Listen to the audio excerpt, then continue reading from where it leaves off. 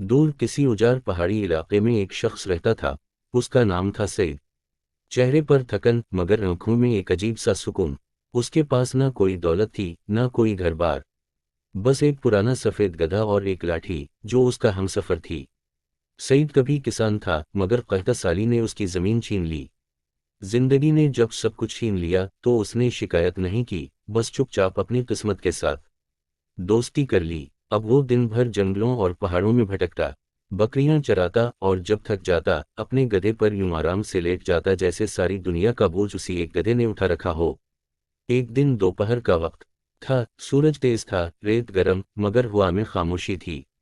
سعید نے اپنی لاٹھی زمین پر گاڑی، گدھے کی پیٹھ پر چادر بچھائی اور لیٹ کر آسمان کو دیکھنے لگا۔ بادلوں کے ٹکڑے تیرتے گزر رہے تھے۔ اس نے سوچا، کاش سن بھی ان بادلوں کی طرح ہلکا ہو جائے جنہیں نہ ماضی کا بوجھ ستاتا ہے نہ مستقبل کا خوف۔ اچانک دور سے کسی قافلے کی گھنٹیوں کی آواز آئی۔ اونٹوں کا ایک قافلہ رکا، ان میں سے ایک تاجر اس کے قریب آیا۔ اس نے سعید کو یوں بے فکری سے لیٹا دیکھا تو حیران ہو گیا۔ اے مسافر، تم یہاں تنہا اس بیابان میں یوں اطمینان سے کیسے بیٹھے ہو؟ نہ کھانے کی فکر نہ دولت کی چاہ۔ سعید مسکرا دیا، دولت میں نے جب آخری دولت دیکھی تھی تب سے دل کا سکون کھو گیا تھا، پھر جب سب کچھ لٹا تو سکون واپس آ گیا۔ تاجر نے حیرت سے پوچھا، اور یہ گدھا، کیا تمہیں شرم نہیں آتی اس معمولی جانور پر زندگی گزارنے میں؟